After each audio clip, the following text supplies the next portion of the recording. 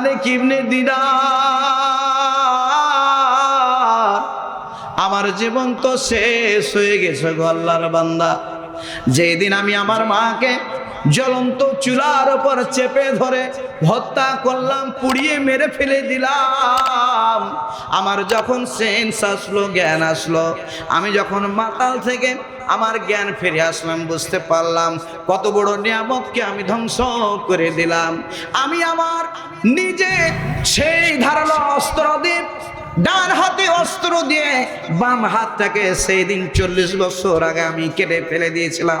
আমি মনে মনে ভেবেছিলাম আমি আমার যে হাত দিয়ে আমার মাকে জ্বলন্ত আগুনের উপর চেপে মেরে মেরে ফেলে দিয়েছি, এমন হাত রাখার মতন আমার ইচ্ছা নয়। আল্লাহর কাছে সেই দিন থেকে আজ পর্যন্ত তাহাজ্জুদের নামাজ, সারাক্ষণ দান খায়রাত, সারাক্ষণ আল্লাহর জিকির ছাড়া আমি দুনিয়ার কোনো কাজ করি না।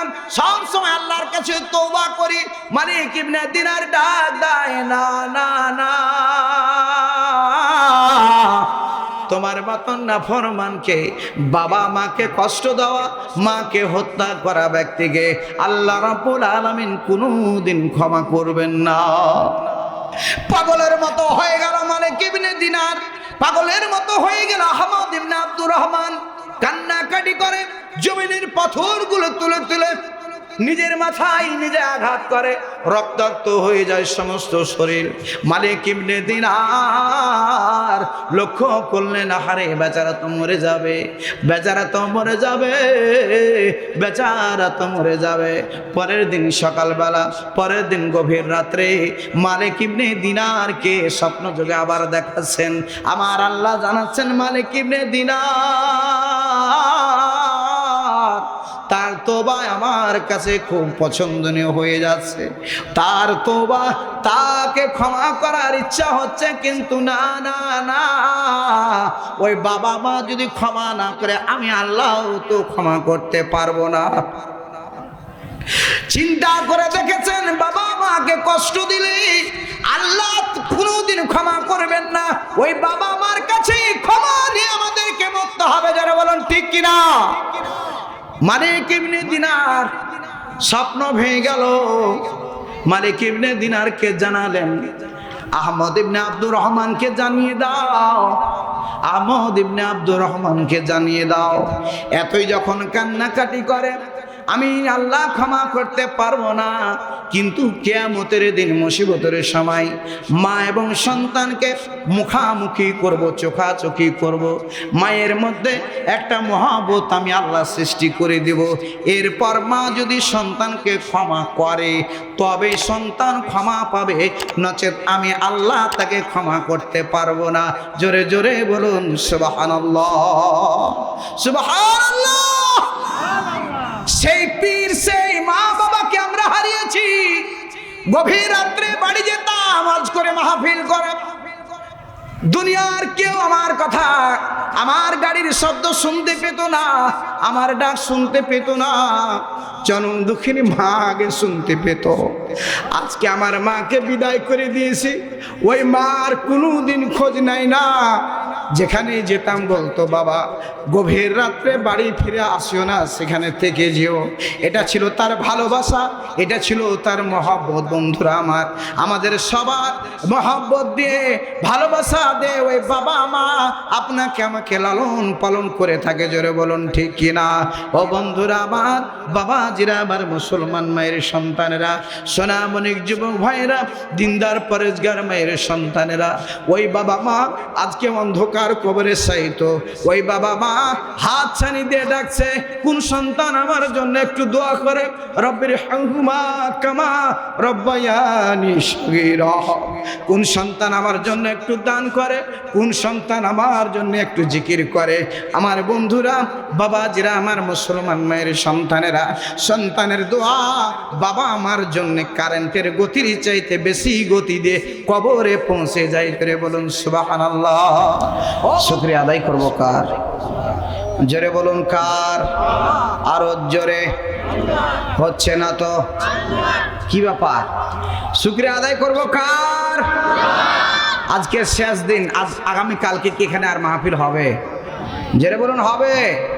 কথা হবে আল্লাহর, হুহা না ধরলে কিন্তু অবস্থা খারাপ পেয়ে যাবে। জেরে বলুন কথা ঠিক কিনা?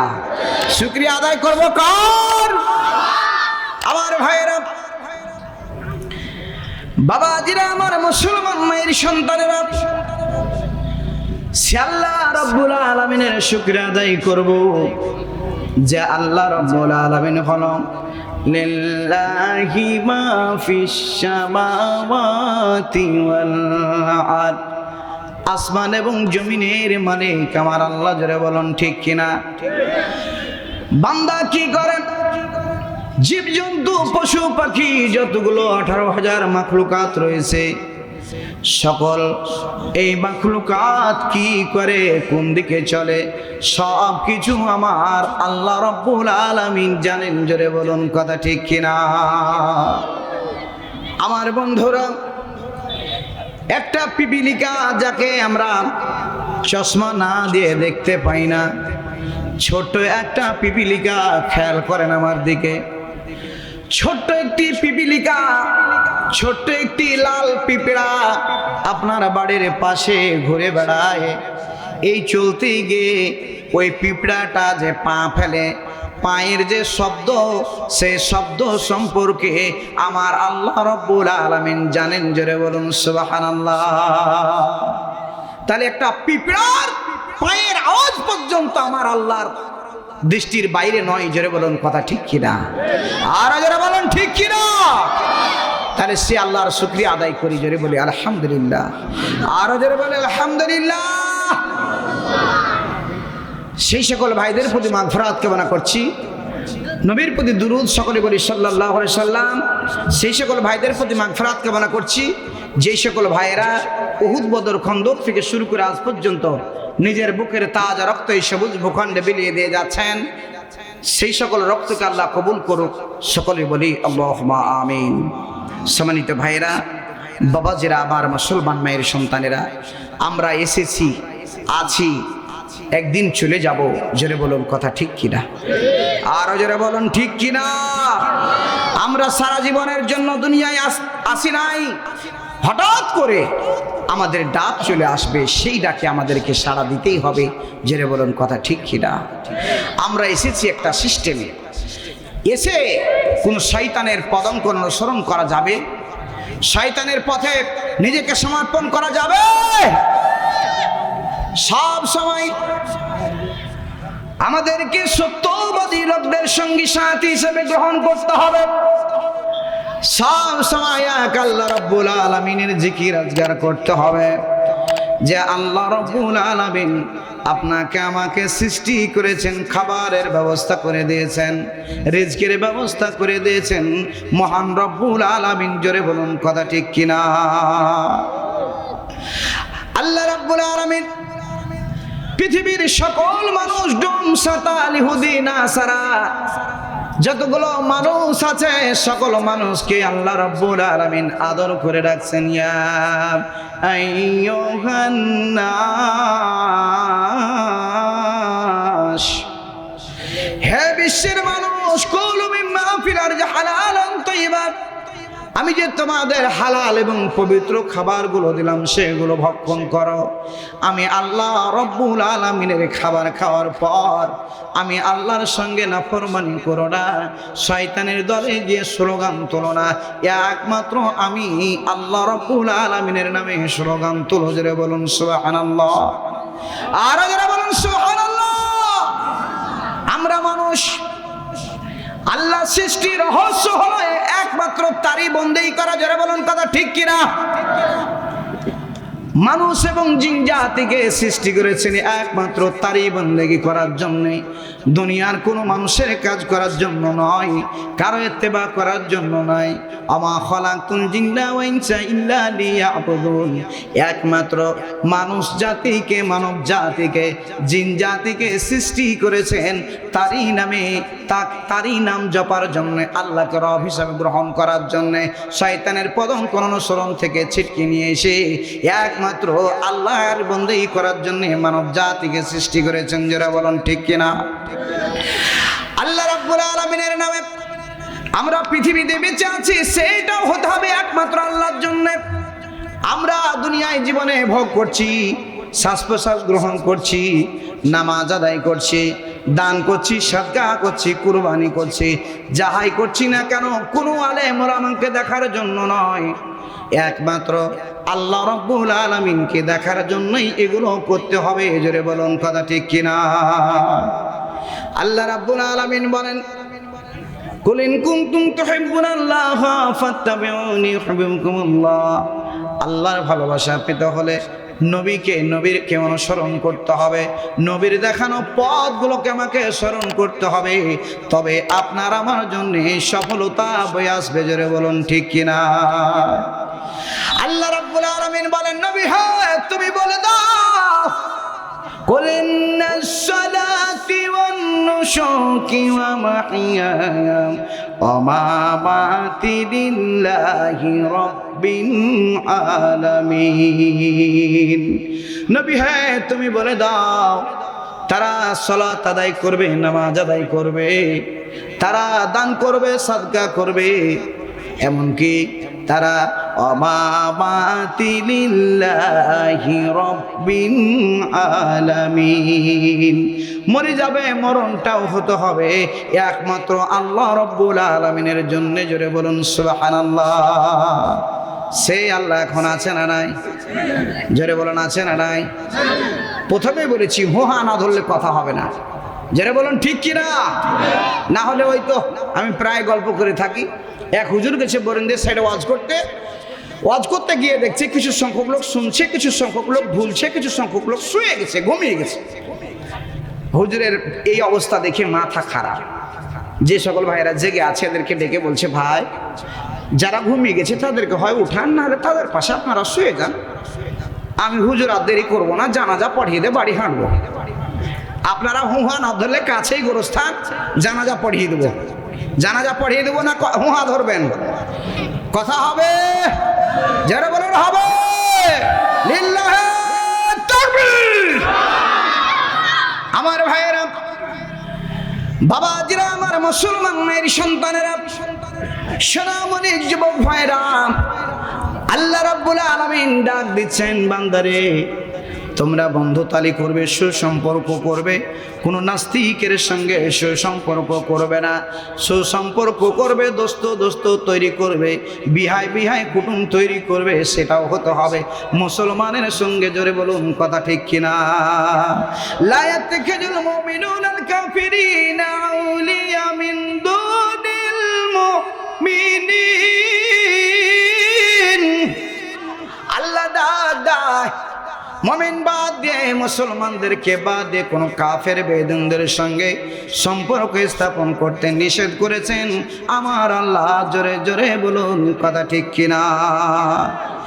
সত্যবাদী লোকদের সঙ্গে সম্পর্ক স্থাপন করার জন্য আল্লাহ বলেন, ইয়া আইয়ুহাল্লাযীনা আমানুত্তাকুল্লাহা ওয়া কুনু মা'আস সাদিকিন।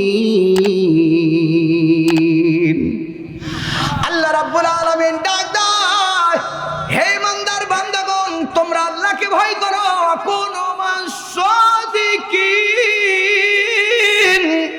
সদা সর্বদা সত্যবাদী লোকদেরকে সঙ্গী সাথী হিসাবে গ্রহণ করো। আল্লাহ সব সময় সত্যবাদী লোকদের সঙ্গী সাথী হিসাবে গ্রহণ করার জন্য আদেশ করে থাকেন। জোরে বলুন কথা ঠিক কিনা? এটা কালেমা পড়ি লা ইলাহা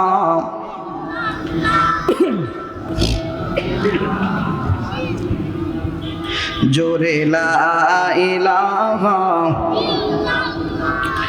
জন্ম আমার নবীর যুগে হলে কেমন হতো, জন্ম আমার নবীর যুগে হলে কেমন হতো। দোনয়নের আসলে পাক দেখিলে কেমন হতো,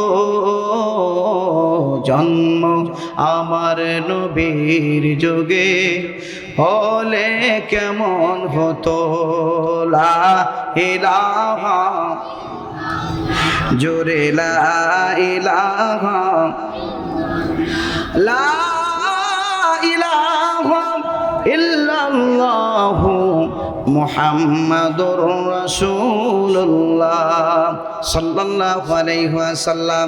আমার ভাইরা, আমরা এসেছি একটা সিস্টেমে, পিতামাতার মাধ্যমে আমরা দুনিয়ায় আসতে পেরেছি, জোরে বলুন ঠিক কিনা? নাই শ্যামপুরের লোক আকাশ থেকে ধপাস করে পড়ে গেছে, পড়েছে নাকি?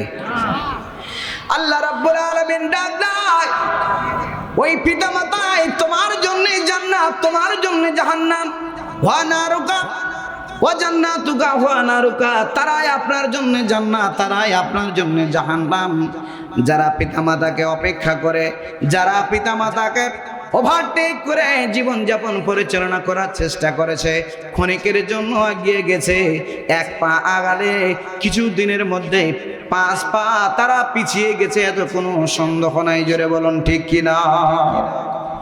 আমার বন্ধুরা, বাবাজিরা, আমার মুসলমান মেয়ের সন্তানেরা, পিতামাতার ভালো দোয়া যদি সন্তানের মাঝে থাকে, নিশ্চিত জেনে নেবেন তিনি ইহজীবনেই সে সফলতা অর্জন করে মৃত্যুবরণ করবে।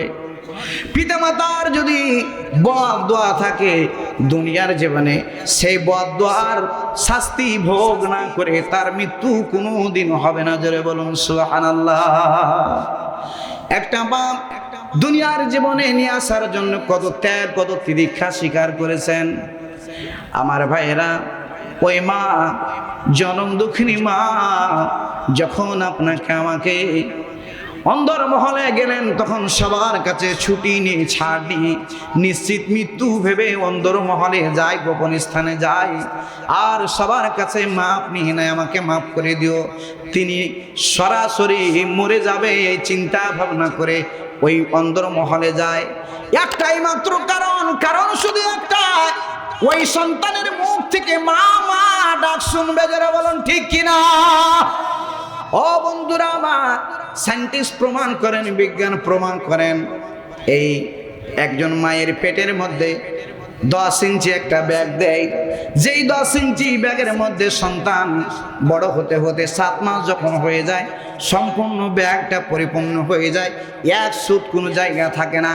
3 মাস 10 দিন কেমন করে সন্তানটা বড় হয়, সায়েন্টিস্ট প্রমাণ করেন, বিজ্ঞান প্রমাণ করেন।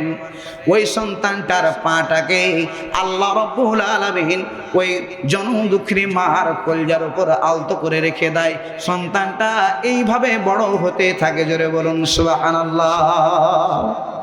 ওই মায়ের কলজার উপর আঘাত মারি আমরা, আঘাত মেরে মেরে দুনিয়ায় এসেছি। আপনার আমার বিবির দিকে তাকালে বুঝতে পারি, ওই জনম দুঃখিনী মা খাবার খেতে আছে, খাবার খেতে খেতে হঠাৎ করে থালাটা ঠেলে দিয়ে অন্ধকার ঘরের মধ্যে চলে যায়, 2 চোখের পানি ছেড়ে দেয়, আর আল্লাহকে বলে, আল্লাহ তুমি ধৈর্য ধারণ করার তৌফিক দান করে দাও, আমার জীবন বেরিয়ে গেল। ওই মা ডাকটা শোনার জন্য সন্তানকে পৃথিবীর আলো আমি দেখাবো, জোরে বলুন সুবহানাল্লাহ। সেই মার সঙ্গে আমরা বেয়াদবি করি, সেই মার সঙ্গে আমরা নাফরমানি করি। যেই ব্যক্তি বাবা মাকে হারিয়েছি আমরা, কত বড় নিয়ামত থেকে যে বঞ্চিত হয়েছি আমরা, যার বাবা মা বেঁচে আছে আমরা টেরি পাই না। আল্লাহর কসম করে বলি, বাবা মা হচ্ছে আপনার আমার জন্য জান্নাত, তারাই হচ্ছে আপনার আমার জন্য জাহান্নাম। আমল ঠিক করার প্রধান যে কারিগর সেটাই হলো ওই বাবা মা। বাবা মার সঙ্গে নাফরমানি করে 40 বার চিল্লা দিয়ে, 40 দিন চিল্লা দিয়ে ওই হজের ওই কাবা ঘরের গেলা ধরে কান্না কাটি করে কোনো লাভ হবে না, জোরে বলুন ঠিক কিনা? কাবা তোমার ঘরের মধ্যেই আছে। আল্লাহ নবী বলেন, বাবা মার দিকে মিষ্টি হাসি দিবে, বাবা মাকে সন্তুষ্ট করবে। বাবা মা যদি সন্তুষ্টি চিত্তে সন্তানের জন্য দোয়া করে দেয়, ওই বাবা মার দোয়া শুধু দোয়াই নয়, কবুল হজের সমান সব আল্লাহ রাব্বুল আলামিন বান্দার আমল নামায় লিপিবদ্ধ করে দিবে, জোরে বলুন সুবহানাল্লাহ। কিন্তু আমরা এটাকে গুরুত্ব দিই না কেন? হজ করতে গেলে সবাই আমাকে বলবে ইয়াসিন হাজি, এই যে আলহাজ বলবে না, এই জন্যে এদিকে খেয়াল নাই। আলহাজ শব্দটা লকবটা ভেড়ার জন্যে, 5 লাখ 7 লাখ 10 লাখ লক্ষ টাকা খরচ করে নিয়েছে হাজি শব্দটা ভিড়িয়ে নিয়ে জোরে বলুন ঠিক কিনা। কিন্তু হজ যে বাড়ির মধ্যে পড়ে আছে একবার চিন্তাও করি না, জোরে বলুন কথা ঠিক কিনা।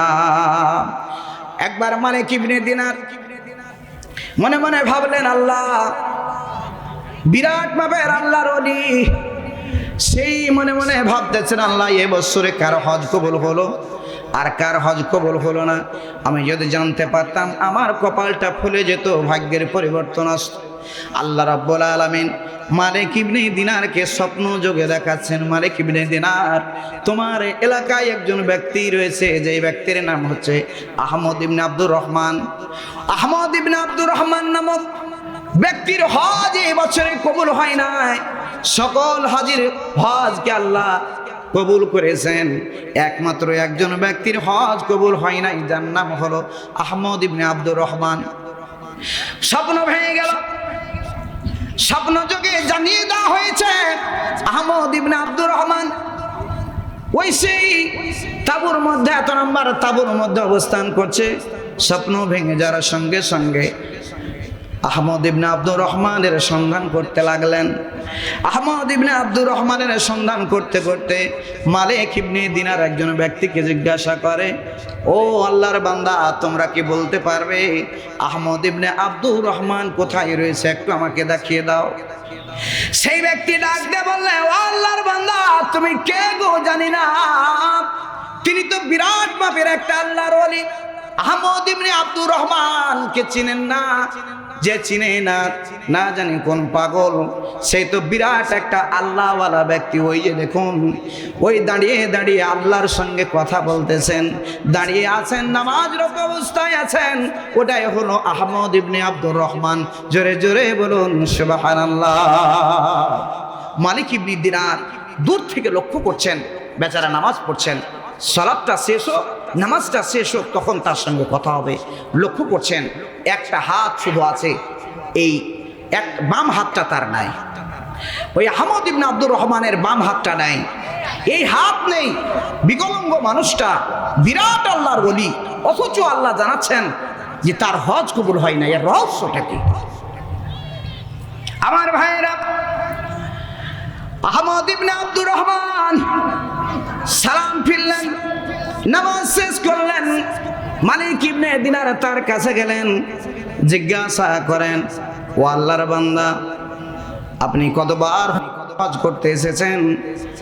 আল্লাহর বান্দা ডাক দেন, 40 বছর ধরে আমি জীবনে কোনোদিন হজ ছাড়ি নাই। জোরে বলুন সুবহানাল্লাহ। আমার ভাইয়েরা, আল্লাহর নবীর সেই আল্লাহর ওলি আহমদ ইবনে আব্দুর রহমান, ওই সেই ব্যক্তি যিনি এমন কথা শুনেই মালিক ইবনে দিনার চমকে গেল। 40 বছর ধরে তুমি হজ করতেছ, আল্লাহ একটা হজ তোমার কবুল করে নাই। থামতে না পেরে সঙ্গে সঙ্গে বলল, আল্লাহর বান্দা, কি এমন অপরাধ করেছিলে দুনিয়ায়, কি এমন পাপ তোমার রয়েছে, একটু বলো দেখি। 40 বার হজ করা হলো, আল্লাহ রব্বুল আলামিন তোমার হজ কবুল এখন পর্যন্ত করে নাই। জোরে জোরে বলুন সুবহানাল্লাহ। এই কথা যেমন বলা, আহমদ ইবনে আব্দুর রহমান পাগলের মতো চিৎকার করতে লাগলো, আল্লাহকে ডাক দেয়, আল্লাহ, জীবনে আমি কি করলাম, সব কিছু তো শেষ করে দিলাম, আমার তো আর কিছুই নাই। আমার বন্দেগী, আমার ইবাদত বন্দেগী, এত তাসবিহ জিকির আজকার নামাজ রোজা, সব কিছুই তো আমার বরবাদ। আহমদ ইবনে আব্দুর রহমান এতটাই কান্নাকাটি করতে লাগলো, মালিক ইবনে দিনার চমকে গেল। তার আর্তনাদ, তার চিৎকার শুনে, হারে কি এমন তার দুঃখ রয়েছে। এই তো বিরাট মাপের আল্লাহর ওলি মনে হচ্ছে, এত বন্দি করার পরও কেন আল্লাহ তার দোয়া কবুল করে না, ইবাদত বন্দি কবুল করে না। মালিক ইবনে দিনার কি আহমদ ইবনে আব্দুর রহমান ডাক দেয়, আল্লাহর বান্দা, আমার বড় একটা পাপ রয়েছে, শুনে নিন, গোপন একটা পাপ। আজ থেকে 40 বছর আগে আমি নেশাগ্রস্ত অবস্থায় থাকতাম। নামাজ রোজা ইবাদত বন্দেগী আমি কিছুই করতাম না, নামাজ রোজার ধারে কাছে যেতাম না, সব সময় মদ গাঁজা নিয়ে ব্যস্ত থাকতাম। 40 বছর আগে মদ পান করে আমি ঘরের মধ্যে ঢুকছিলাম, আমার মা নামাজ পড়ছিল, নামাজ শেষে দুইখানা হাত তুলে দিয়ে আমার নামে বদদোয়া করতে আরম্ভ করে দিল। হে আল্লাহ, আমার মতন এই কুলাঙ্গার সন্তান যেন কোনো মা পেটে ধারণ না করে, এই আহমদ ইবনে আব্দুর রহমানের মতন সন্তান যেন কোনো মার পেটে না আসে, এত পাপী সন্তান যেন কেউ পেটে ধারণ না করে। এমন কথা শুনে মালিক ইবনে দিনারকে ডাক দেয়, আল্লাহর বান্দা, আমি নেশাগ্রস্ত অবস্থায় ছিলাম, আমার সেন্স ছিল না, আমার তেমন জ্ঞান ছিল না। আমি আমার মাকে বুকে করে নিয়ে জড়িয়ে ধরে জ্বলন্ত চুলার উপর, আগুনের উপর চেপে ধরলাম। আমার জনদুঃখিনী মাকে সেই দিন জ্বলন্ত চুলার উপর চেপে ধরে মেরে ফেলে দিলাম। আমার মা বাঁচার জন্য আর্তনাদ করে, আমার মা চিৎকার করে আল্লাহ আল্লাহ বলে ডাকে, কেউ তা আমার কাছে আসতে পারলো না, কেউ আমার মাকে বাঁচার জন্য আসলো না। আমি তাকে চেপে মেরে সেখানেই শেষ করে দিলাম। জোরে জোরে বলুন নাউজুবিল্লাহ। এই পাপের জন্যই মনে হয় 40 বছর যাবত আমার বন্দেগী, আমার ইবাদত, আমার হজ আল্লাহর কাছে কবুল হয় না, সব বরবাদ। আল্লাহর বান্দা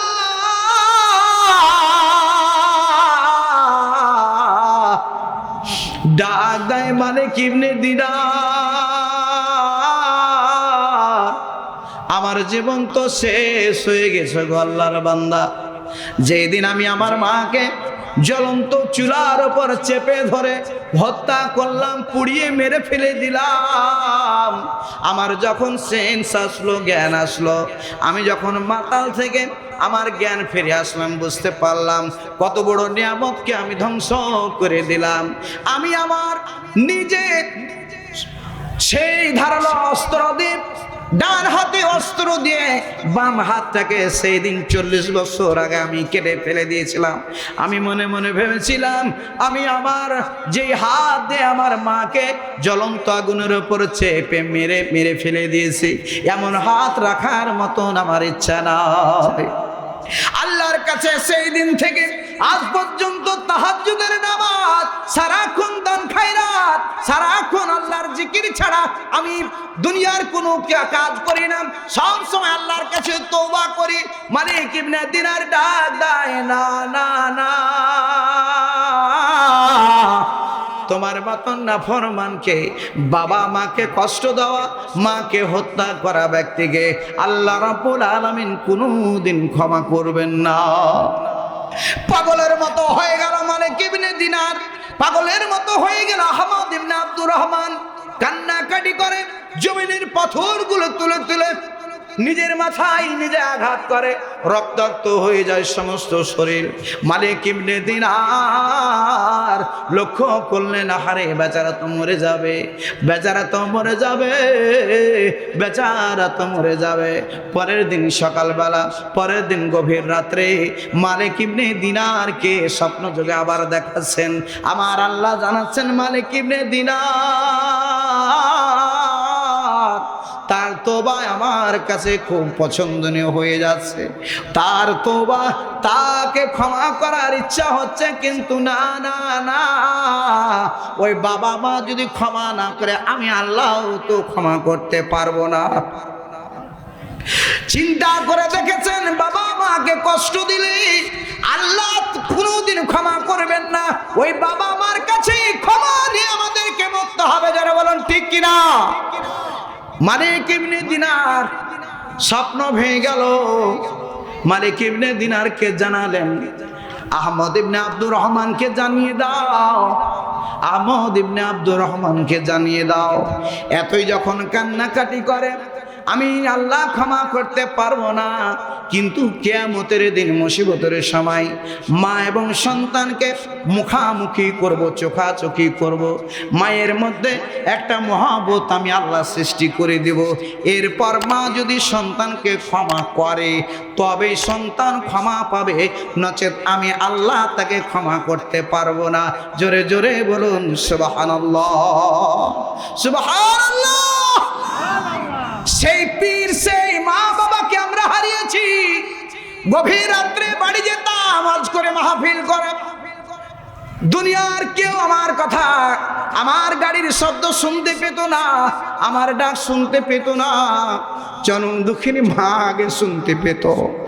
আজকে আমার মাকে বিদায় করে দিয়েছি, ওই মার কোনোদিন খোঁজ নাই না। যেখানে যেতাম বলতো, বাবা গভীর রাত্রে বাড়ি ফিরে আসিও না, সেখানে থেকে যেও। এটা ছিল তার ভালোবাসা, এটা ছিল তার মহব্বত। বন্ধুরা আমার, আমাদের সবার মহব্বত দিয়ে, ভালোবাসা দিয়ে ওই বাবা মা আপনাকে আমাকে লালন পালন করে থাকে। জোরে বলুন ঠিক কিনা? ও বন্ধুরা আমার, বাবাজিরা, আমার মুসলমান মায়ের সন্তানেরা, সোনামণিক যুবক ভাইরা, দিনদার পরেশগার মায়ের সন্তানেরা, ওই বাবা মা আজকে অন্ধকার কবরে সাইত। ওই বাবা মা হাত ছানি দিয়ে ডাকছে, কোন সন্তান আমার জন্য একটু দোয়া করে? রব্বির হামহুমা কামা রব্বায়ানি সগীরা। কোন সন্তান আমার জন্য একটু দান করে? কোন সন্তান আমার জন্য একটু জিকির করে? আমার বন্ধুরা, বাবাজিরা, আমার মুসলমান মায়ের সন্তানেরা, সন্তানের দোয়া বাবা আমার জন্য কারেন্টের গতির চাইতে বেশি গতি দিয়ে কবরে পৌঁছে যায়। করে বলুন সুবহানাল্লাহ। ও বন্ধুরা, বাবাজিরা আমার, সবচেয়ে শক্ত ইবাদত হচ্ছে দান। বাবা মা আত্মীয় স্বজনের জন্য, কবরবাসীর জন্য আমরা দোয়া করি, আমরা নামাজ পড়ি, এটা আমাদের কাজে লাগে। আমরা যখন সিয়াম পালন করি, এটা আমাদের কাজে লাগে। যখন দান সাদকা করি, তখন সে কবরবাসীর জন্য কাজে লেগে যায়। এত তাড়াতাড়ি কবরে পৌঁছে দেয়, এত তাড়াতাড়ি পৌঁছে দেয়। ওই তাড়াতাড়ি পৌঁছে গিয়ে হঠাৎ করে আসান পেয়ে, মুক্তি পেয়ে, পরিত্রাণ পেয়ে, ভালোবাসা পেয়ে ডাক দেয় মৃত ব্যক্তিগণ, আত্মীয় স্বজনগণ, আল্লাহর ফেরেশতাগণ, কি এমন ভালো আমল করলাম হঠাৎ করে আমার আযাব, আমার গজব কমে গেল, বুঝতে পারলাম না। আল্লাহর ফেরেশতারা যেগণ ওই ব্যক্তিকে ডাক দিয়ে বলবেন, আল্লাহর বান্দা, তোমার এমন একজন সন্তান ওই সেই ভবানীপুরে রেখে এসেছিলে, শ্যামপুরবাসী। ওই ব্যক্তি, ওই সন্তানটা আজকে ওই কোরআনের কারখানাটাকে চালু রাখার জন্যে, যুবকদের সহযোগিতা করার জন্যে, কোরআনের মাহফিলটা, কোরআনের কথা শোনার একটা পরিবেশ তৈরি করার জন্যে 1000 টাকা দান করেছে। বিনিময়ে তোমার কবর বাড়িটাকে জান্নাতের টুকরায় পরিণত করে দিয়েছে। জোরে বলুন সুবহানাল্লাহ।